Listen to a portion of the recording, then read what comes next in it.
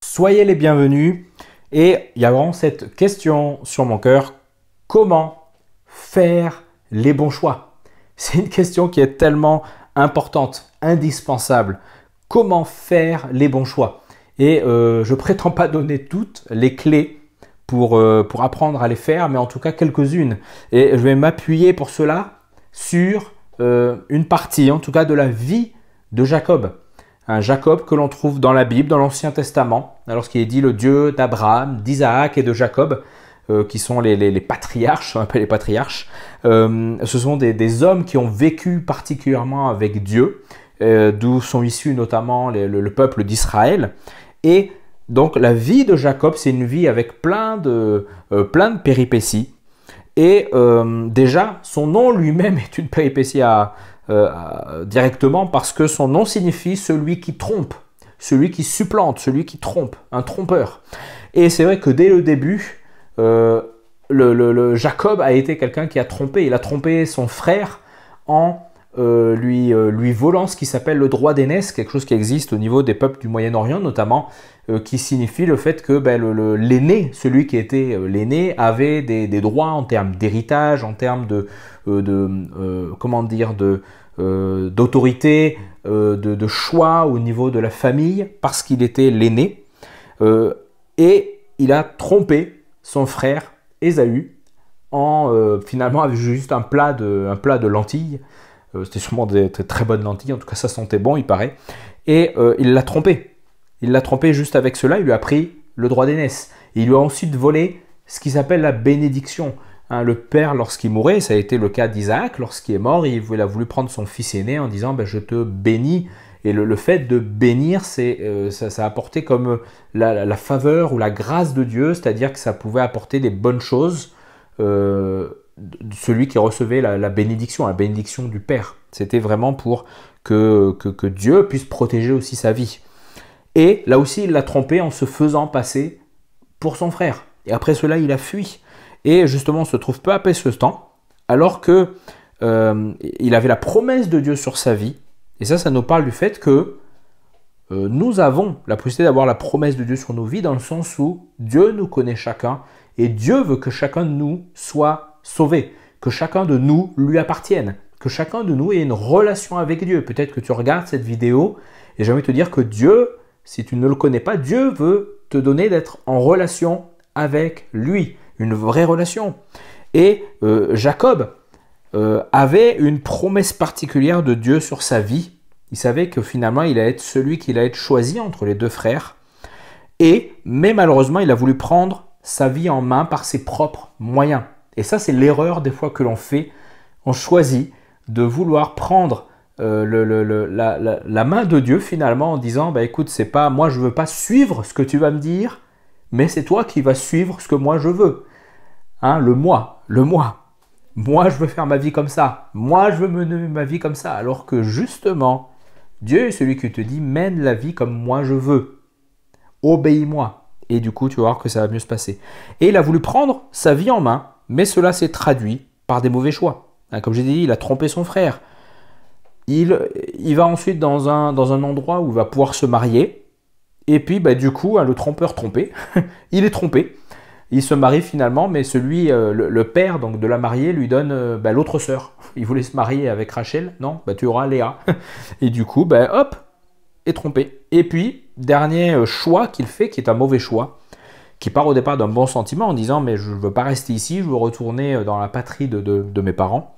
Il part, mais sans honorer, ou en tout cas sans faire part de son départ à son beau-père. Donc il part finalement, il prend la fuite, sans aucune raison, sans prévenir personne. Et du coup, là aussi, il va mal le prendre. Et puis, on arrive à un passage où il va venir ou plutôt il va entendre dire que son frère vient en face de lui, il est sur le chemin de rentrer vers la maison, il entend, ton frère vient, donc Ésaü, celui que tu as trompé, et il vient avec 400 hommes. Et là, il va commencer à avoir peur en disant, ouh là là là là là là, qu'est-ce qui se passe? Et en fait, dans cette rencontre, qu'est-ce qui va se passer? Et ça va être vraiment notre clé ce soir de comment faire les bons choix. Genèse 33:10 nous dit, Jacob répondit, non, je t'en prie, donc on est là au moment de la rencontre. Jacob va se prosterner devant son frère Ésaü, son frère aîné. Non, je t'en prie, si j'ai trouvé grâce à tes yeux, accepte ce cadeau de ma part. En effet, je t'ai regardé comme on regarde Dieu et tu m'as accueilli favorablement. Et là, ce qui m'intéresse, c'est je t'ai regardé comme on regarde Dieu. Et en fait, ce qu'il est en train de dire là, c'est que je te regarde. Et en fait, quand je te regarde, Ésaü, je regarde Dieu. Et en fait, ça nous remonte un passage avant. Et en fait, qu'est-ce qui a déclenché ce changement? Parce qu'il aurait pu choisir finalement de faire comme il a l'habitude, de tromper son frère Ésaü. De le tromper en disant non, je n'ai rien, j'ai aucune richesse, laisse-moi passer. Non. Il va choisir finalement d'être face à lui et comme littéralement de demander pardon à son frère, de se prosterner. Il dit je rends les armes et je viens te regarder comme on regarde Dieu. Et qu'est-ce qui s'est passé? Qu'est-ce qui a déclenché ce changement? De quelqu'un qui trompait, il va devenir quelqu'un qui choisit de ne plus tromper. Il va devenir quelqu'un qui va apprendre à faire les bons choix. Et comment ça s'est passé? Genèse, j'aimerais que tu soulignes ça vraiment dans ta Bible. Genèse, chapitre 32, et du verset 25 au verset 29. Regardez, parce que là, on a les clés. Comment faire les bons choix? Jacob resta seul. C'est alors qu'un homme lutta avec lui jusqu'au lever de l'aurore. Voyant qu'il n'était pas vainqueur contre lui, cet homme le frappa à l'emboîture de la hanche. Celle-ci se déboîta pendant qu'il luttait avec lui. Il dit « Laisse-moi partir car l'aurore se lève. » Jacob répondit « Je ne te laisserai partir avant que tu ne m'aies béni. » Il lui demanda « Quel est ton nom ?» Il répondit « Jacob. » Et il ajouta « Ton nom ne sera plus Jacob, mais tu seras appelé Israël car tu as lutté avec Dieu et avec des hommes et tu as été vainqueur. » Et là, on a vraiment ce passage particulier. La première des clés, Jacob resta seul. Il y a des moments où pour que tu fasses les bons choix, il faut que tu restes seul. Rester seul, c'est prendre ce temps d'intimité où tu vas choisir de ne pas écouter tes pensées. Tu vas choisir de ne pas écouter des fois des conseils qui sont des mauvais conseils, mais tu restes seul. Tu restes seul. Tu t'isoles quelque part. Tu prends un temps d'intimité. Mais tu vois que dans ce temps, tu n'es pas seul. C'est alors qu'un homme lutta avec lui jusqu'au lever de l'aurore.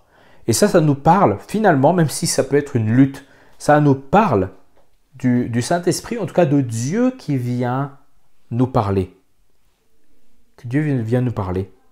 Non seulement il vient nous parler, mais il vient aussi nous transformer. Il nous dit qu'il est venu comme frapper à l'emboîture de la hanche. Il est venu, on pourrait dire casser quelque chose, mais en fait non. Il est venu réparer quelque chose dans la vie de Jacob. Sa vie n'était pas droite, mais il ne le savait pas, il ne le voyait pas. Et en frappant à cet endroit-là, il a finalement fait réaliser à Jacob que ta vie, elle n'est pas droite et elle doit devenir droite.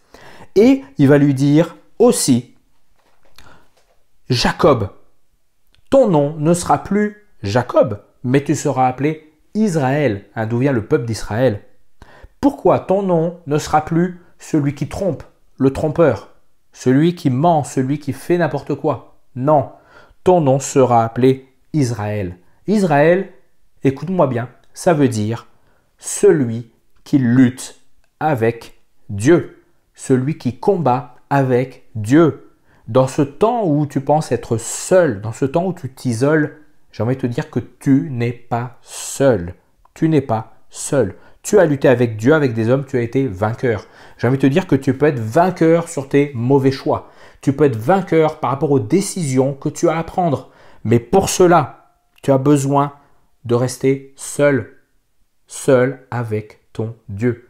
Seul avec celui qui connaît ta vie. Et ça nous parle de se recentrer sur la communion personnelle avec Dieu.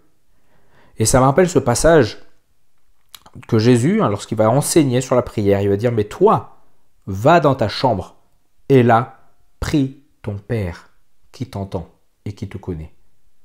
Va dans ta chambre. Et ça, c'est l'image d'aller quelque part seul, de s'isoler de mauvais conseils, de mauvaises fréquentations, de mauvaises pensées même que l'on a en soi.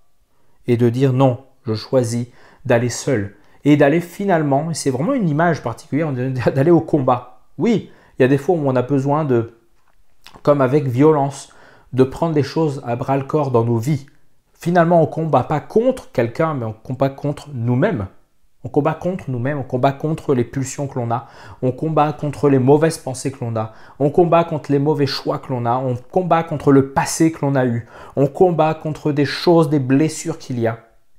Mais on ne combat pas seul parce qu'il est celui qui est avec nous. Et il vient en nous peut-être briser des choses, mais pour qu'on puisse être changé et transformé.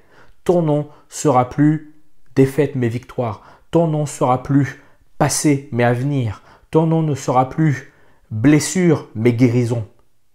Ton nom ne sera plus tristesse mais joie. Et j'aimerais vraiment t'encourager dans ce temps à réaliser ce face-à-face que Dieu veut que tu aies. Comment faire les bons choix et un face-à-face avec ton Père. Comment faire les bons choix en réalisant que ce n'est pas en essayant de faire par toi-même. Jacob a fait selon ses propres sentiments. Il est parti droit dans le mur. Jacob a choisi de faire comme il l'entendait. Il est parti droit dans le mur.